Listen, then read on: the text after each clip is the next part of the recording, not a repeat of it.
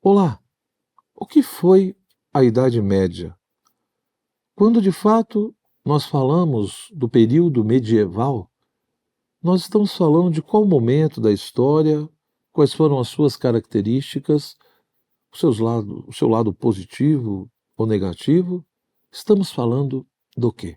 Ora, essa pergunta eu faço justamente porque nas escolas, nas universidades, é muito comum usar-se a expressão período das trevas, dizendo que a Idade Média ela foi justamente um período obscurantista, cheio de crendices, de superstições, onde não havia nenhum tipo de pensamento filosófico e muito menos ciência. Será que realmente foi isso? Né? É muito comum nós vermos também no jornalismo, na imprensa, pessoas dizerem: nossa, que pensamento medieval. Outros dizerem: estamos regredindo para a Idade Média. Isso mostra que existe uma visão extremamente pejorativa do mundo medieval. O ponto aqui, a questão aqui, é que nós precisamos entender que a própria expressão Idade Média, como ela foi sendo ali estabelecida no período do Renascimento, pelos renascentistas e depois também por outros pensadores modernos, na sua própria origem a expressão Idade Média ela já é problemática. Porque se nós tínhamos ali o período antigo e na sequência veio o mundo medieval, ou seja, esse mundo e pensamento posterior ao mundo antigo, por que os renascentistas e outros depois resolveram chamar esse período de Idade Média? Porque é justamente a ideia de que esse período não teria muito valor. É como se ele fosse simplesmente uma ponte entre uma antiguidade totalmente cheia de luz, de razão, de ciência, e um outro período posterior, a modernidade, que também teria a sua luz própria, né? Não é à toa que o século XVIII vai ser chamado de século das luzes. Então, esse período é chamado, intitulado Idade Média por esses autores, justamente para mostrar que só teve a função de mediar, de ser uma ponte entre algo glorioso e outro momento glorioso, entre algo antecedente e algo posterior. Ora, mas se pegamos isso ao pé da letra, de uma certa maneira, tirando qualquer período da história, tirando o primeiro e tirando supostamente o último que ocorrerá, todos os outros, de uma certa maneira, seriam então uma Idade Média. Por quê? Porque sempre vai ter um período anterior e sempre vai ter um período posterior, independente de se emitir juízos de valoração ou não. Então, por aí, nós vemos que aqueles que são chamados de medievais, né, ou o próprio período medieval, ou essa Idade Média, eles jamais se intitulariam assim, jamais se veriam como uma mera ponte entre uma coisa e outra. Por aí, portanto, nós vemos um desprezo muito grande por esse período. Ora, mas por que esse desprezo? Provavelmente porque ali no contexto medieval, nos conventos, mosteiros, né, na sociedade em geral, o aspecto religioso de sacralidade, a busca pelo divino, era uma coisa muito valorizada. Ou seja, na família, né, nas próprias escolas, no cotidiano, era extremamente fomentado a importância de se buscar a Deus.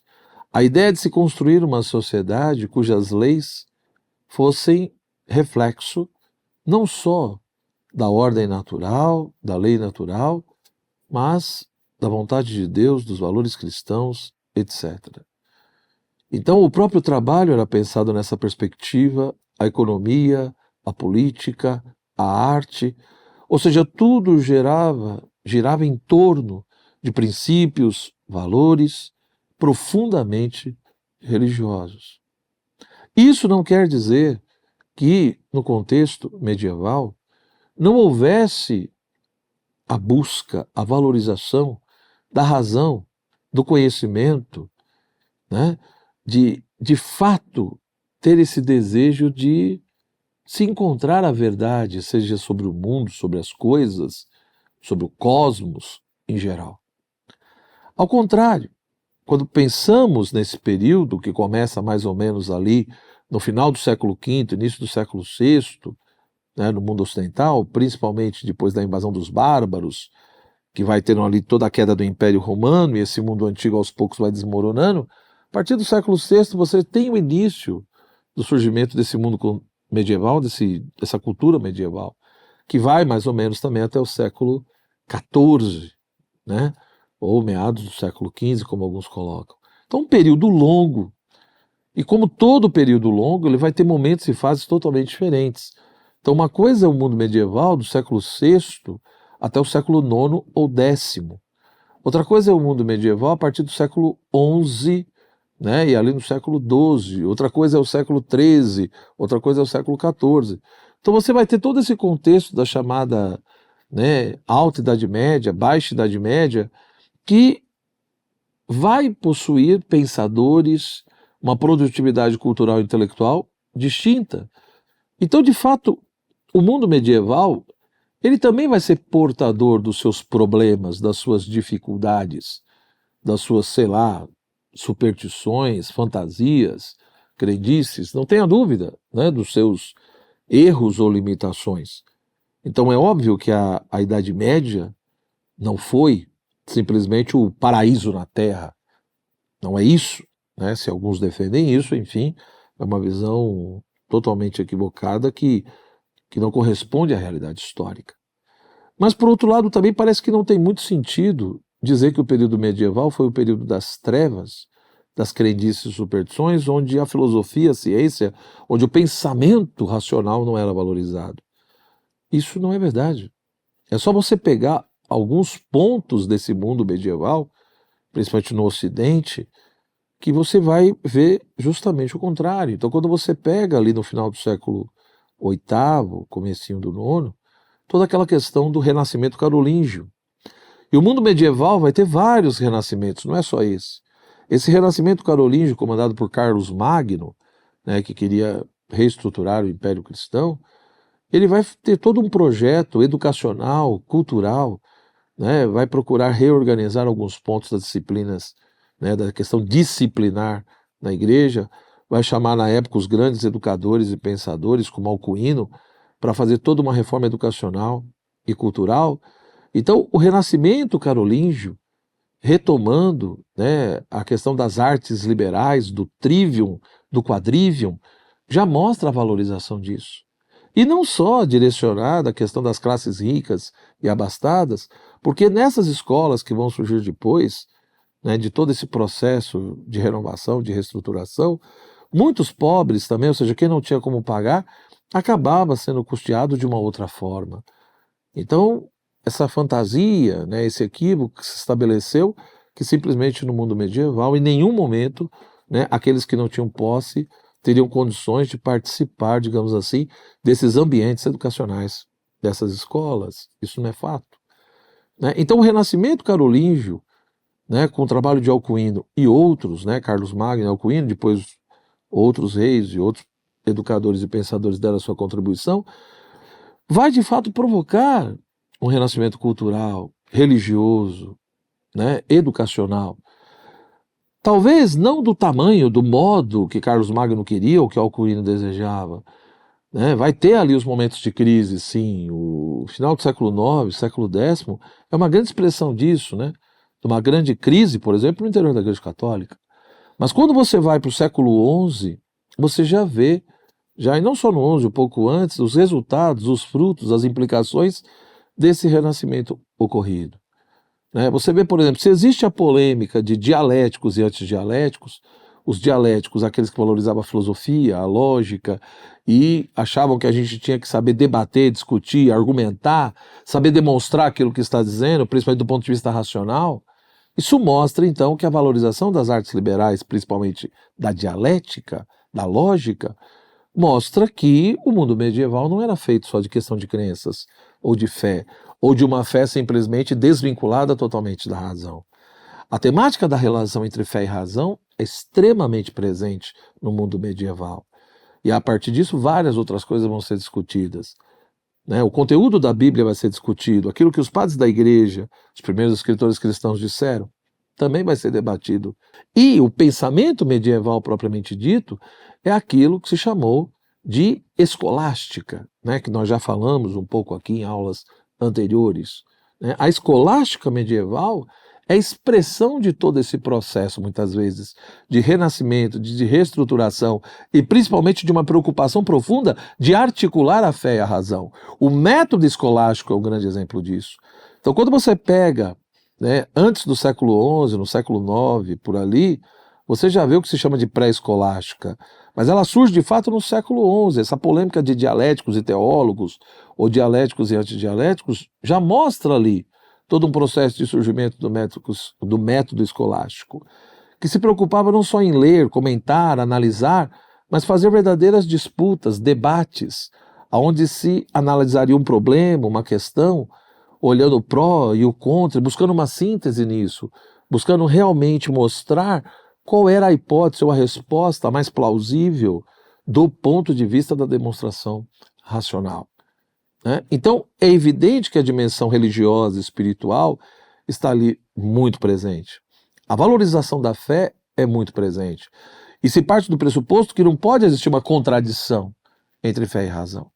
Mas disso está muito longe a ideia de que a razão não tinha valor nenhum, né? Ou seja, no mundo medieval, nós vamos encontrar sim também uma filosofia, um pensamento filosófico. Mas um pensamento filosófico e uma filosofia que muitas vezes vai acontecer em mosteiros, conventos, e uma filosofia com determinadas características religiosas.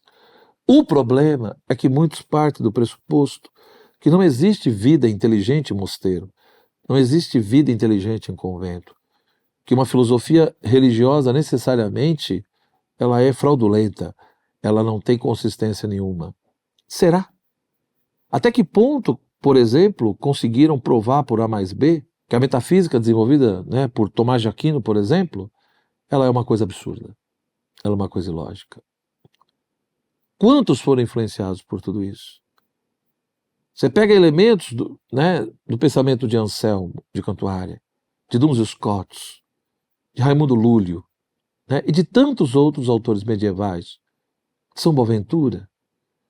Então, quando você vai analisando tudo isso com calma, repito, você vai vendo que a Idade Média, por um lado, teve as suas dificuldades como qualquer época, mas ela também teve a sua luz.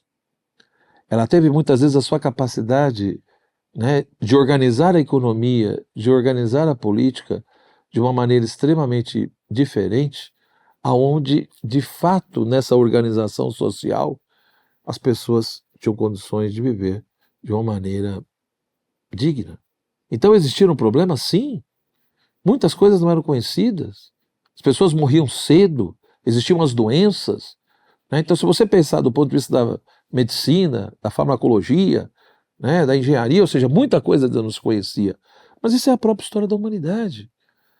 E os medievais deram a contribuição deles nesse sentido. E aí a gente vê, se foi um período obscurantista, de crendice, onde procurava se colocar a fé totalmente separada da razão, se não havia preocupação com a questão da ciência, como explicar a escola de Paris? Né? Como explicar a escola de Chartres? E tantas outras? E principalmente como que a partir do final do século XII, início do XIII, vão surgir as universidades. A universidade é uma invenção medieval, de maneira peculiar, da Igreja Católica. Cria-se a universidade. Essa visão de mundo onde os saberes deveriam dialogar. E se defendia que a teologia era a rainha, era o coroamento, é porque era a ideia de que eu tenho as ciências mecânicas, eu tenho as artes mecânicas, eu tenho as artes liberais, eu tenho a filosofia, tudo isso é valoroso. Todo conhecimento, arte ou ciência tem o seu lugar. Mas por que tudo aponta, né, e converge para a teologia? Porque é a ideia de que Deus, ele não é só criador e princípio de tudo, ele também é o fim último de todos nós. E, portanto, o problema talvez não é o fato, né, de que a Idade Média não tivesse filosofia ou ciência. mas é uma filosofia e uma ciência que tenta apontar para a importância da teologia e, portanto, uma filosofia e uma ciência que mostra que a razão tem o seu valor e o seu poder, mas ela também tem as suas limitações, e se ela quiser ir além, ela precisa ser uma razão humilde que reconheça que ela precisa de ajuda, e uma ajuda que vem da fé, que vem da graça. Então, esses pontos me parece que são suficientes para mostrar que essa expressão Idade Média, desde o início, foi confusa, no mínimo, ou pejorativa. Dizer que a Idade das Trevas não tem sentido nenhum, e talvez o que nós precisamos fazer é estudar um pouco mais, pegar realmente fontes primárias e entender o mundo medieval a partir do que ele foi. E para entendê-lo e interpretá-lo sem preconceito, sem prejuízo, nós precisamos entender que naquele momento histórico a questão religiosa tinha um peso e um valor muito grande, a tal ponto de levar os homens medievais a aceitarem muita coisa e a fazerem muita coisa simplesmente devido ao seu amor a Deus. Para o contexto moderno e contemporâneo, talvez provoque em nós um estranhamento muito grande. Mas, de fato, a nossa época, o nosso momento é outro. E talvez a gente tenha que se questionar até que ponto, em que sentido, nós realmente progredimos. Até que ponto nós somos melhores? Será que nós realmente evoluímos? Será que o mundo moderno e contemporâneo é melhor do que o mundo medieval? Se você achar que o que vale a pena é apenas a questão da tecnologia, o avanço da engenharia ou da farmacologia da medicina, talvez seja melhor nesse sentido, porque conseguiu prolongar mais a possibilidade da vida humana. Mas será que do ponto de vista moral, do ponto de vista humano, realmente somos melhores? Não sei. É algo a se pensar. Forte abraço. Se gostou, deixe o seu like, compartilhe o vídeo. E, como sempre, estude, consulte a bibliografia recomendada. Tchau, tchau.